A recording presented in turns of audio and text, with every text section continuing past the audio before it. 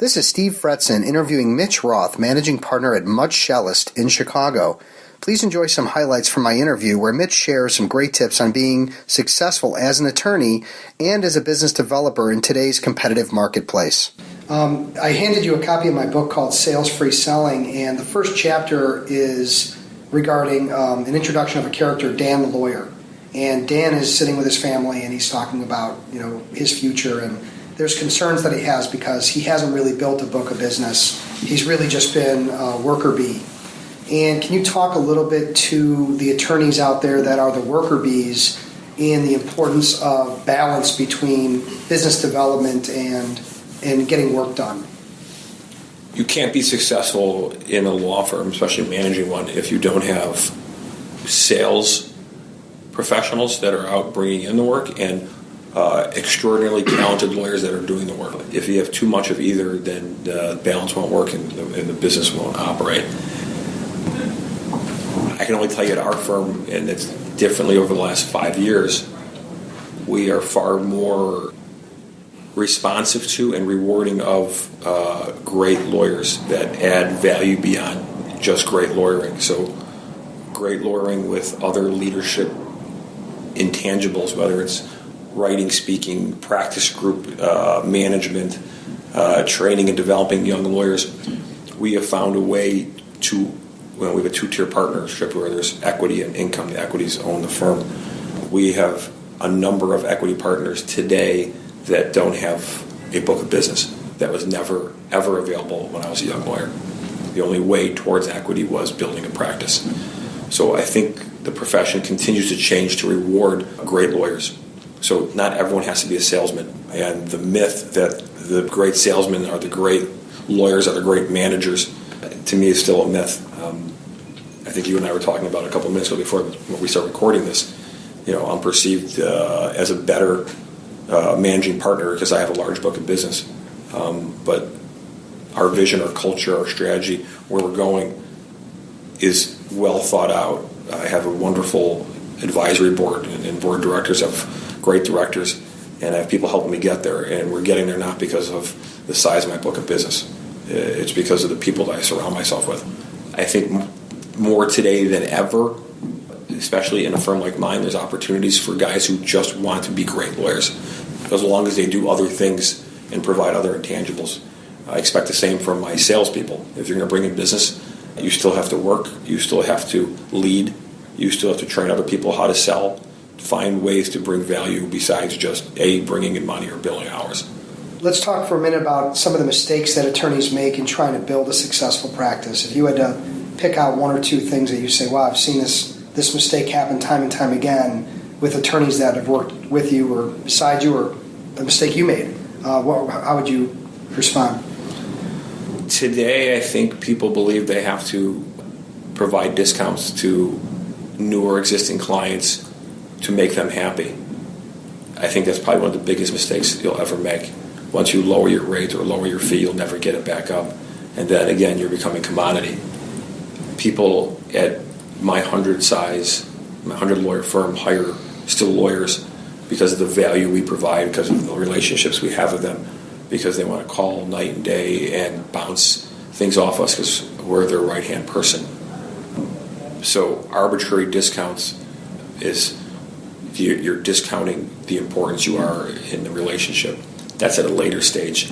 At an earlier stage, I think the biggest mistakes that lawyers make in business development is they really don't know how to do it. So they run around with their head cut off doing 100 different things without any focus, without any plan, without any strategy. And you can go to 100 events every single morning, lunch, and night. And if you don't have an executable plan, you are wasting time, money, and effort. And at least at my stage and most stages, the biggest commodity we have is time.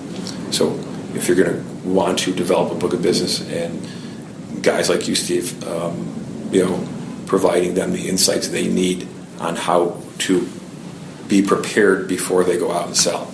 Preparation is key and follow-up is key. And I think most people aren't prepared and they don't follow up.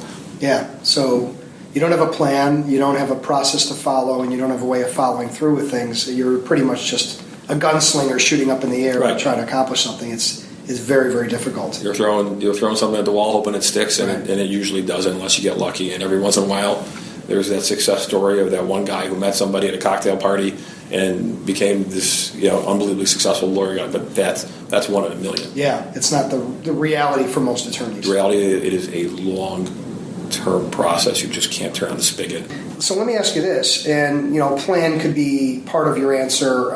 Maybe giving some specifics about how you recommend writing a plan to get some traction on it. But my question is really regarding one business development tip that you commonly recommend to attorneys at the firm when they're asking you as the rainmaker and the expert, what should I be doing, Mitch? And your response would be Preparation and doing all the background work before you go out and try to sell is figure out what you're selling.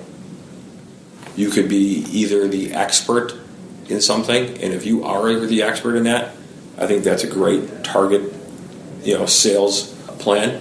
If you're that guy and you really have that reputation, and then you have spoken and written on certain topics, and then you go target certain professionals or trade organizations where you'll be hired, so you can be that expert. If you're not that guy, I would recommend that most people try to be generalists and sell what their firm does and what they do. So to come out of the box and say, and I'll just use this as an example, I'm a labor lawyer, I'm only going to sell you employment work. Well, you've now limited your audience from everybody to looking for that needle in the haystack of the audience that's looking for labor law.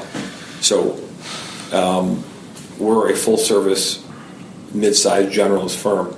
There's no reason why you don't sell that we represent middle market business, and we're great with entrepreneurs and on and on. So sell we versus I can only do this for you, okay, and be their quarterback and everything they need. You can still serve that role whether you're the M&A specialist or you're a risk specialist.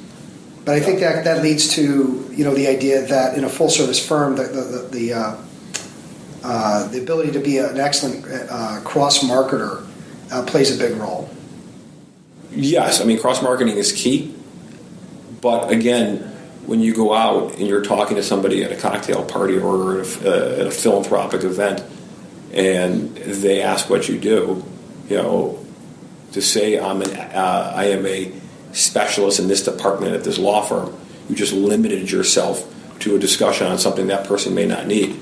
Okay. If you say I'm a partner at Much Shelist and describe your firm and we have all these disciplines, and that may get you to a breakfast or a lunch, a card, and be able to go out and spend some more time with that person and understand what they do, okay, and understand how you could be more creative to them. If you say I'm the ERISA expert and they don't have any ERISA needs, you're never going to get a meeting. Right. You just literally lost an opportunity. But I think if we dig down a little deeper, then what you're saying is it comes down to being good at questioning and asking the right questions to understand who you're talking to and where their possible interest might be, so that you can customize a little bit more of an effective elevator pitch, or a little bit more in depth about what you do that's going to be of actual interest to them. Two great things you just said there. Listening. You get far more out of listening than anything else. Mm-hmm. The more you're talking, the less you're learning about what they need. Right. So being a good listener is imperative. If everybody had their 20 or 30 second elevator speech that resonated, they'd be far more effective. Yeah. So I mean, those aren't my comments, but those two things you said are incredibly effective. Okay, but I think your comment is that either be a specialist because you can show off that expertise and you can pick a niche to run with, mm-hmm, and dive in head first, or realize that you're not and be a generalist and make sure that you can ask questions to uncover the opportunities so that you can bring in business in whatever capacity it's coming in, without you having necessarily be the specialist in the situation. Absolutely correct. Okay, got it. Sort of my last question, what advice would you give an up-and-coming attorney who's looking to build a successful practice? If you had to say, look, let me give you some advice, kid, what would that look like or sound like? It would easily be learn how to practice law. Be a good lawyer first. Be a great lawyer first. Integrate with your firm. Learn how to practice law. Learn how to get along with people. And you'll be a much more effective salesperson once you become a good, experienced lawyer. The young lawyer who wants to go out and sell, who has absolutely zero experience, has absolutely no value to provide to anybody, not only to the person on the outside or internally. So I like my young lawyers to be thinking about marketing and meeting people and going out there and doing things philanthropic, so they start building a network. Because I think it's important for a whole lot of reasons. You're a more well-rounded person, but not so they can start asking for business. So they're building a Rolodex of people that they want to spend time with, looking for organizations they want to join, finding things they're interested in outside of the law. But the successful practice, if we're defining that as a book of business, you have to be a good lawyer first. Okay. So I've never seen, I rarely see a subpar lawyer build a multi-million-dollar practice. Can't. Right. Can't sell it. You're not reputable. You're not reputable. Do it. Correct. So just. And you're not confident enough to do it. You're not confident to sell it. You're not confident to go to your other partners and ask them because your partners don't have the confidence in you either. Right. Because they look at you differently because you didn't do what it takes to be a high-end professional in the practice. Okay. So to kind of recap, if you're a young attorney, focus on being a great attorney. Also focus on building a network and don't worry about business development or sales early on. Become great at what you do, and then you will have the skills, the people, the network to then drive that business after a number of years of practicing and becoming successful at that. Right, and your network will be larger by that point because you built it. You will find in your network where you enjoy to spend time. If you join an organization, whether it's coaching a kid's baseball team or a charity or a board or a trade association, if you enjoy it, you'll be far more effective on the marketing side versus joining it trying to get business and you don't want to go. So if you build a network of things you like to do, eventually as you become a good lawyer, people start asking you questions, you become friends with people, and you have a lot more to provide, a lot more value to answer, because people always have legal questions all the time. And when you're a first, second, third year lawyer, other than I'll ask somebody, you don't have any answers. Right. So, become a great lawyer, do great work, and everything else will come with the right training. And law firms are surrounding themselves with internal marketing department, outside PR firms, and hiring guys like you for sales training. So to provide those extra tools that we're not great at providing internally. Okay. Well, listen, Mitch, I appreciate your time, and I thought this was very helpful, and hopefully people will take your advice to heart and make some changes. I hope I was helpful. I'm psyched to read your book. There we go. All right. Thank you. For more information about Mitch Roth and his firm, please go to muchshelist.com. Or for more information about Steve Fretzen and his book, Sales Free Selling, please go to salesfreeselling.com.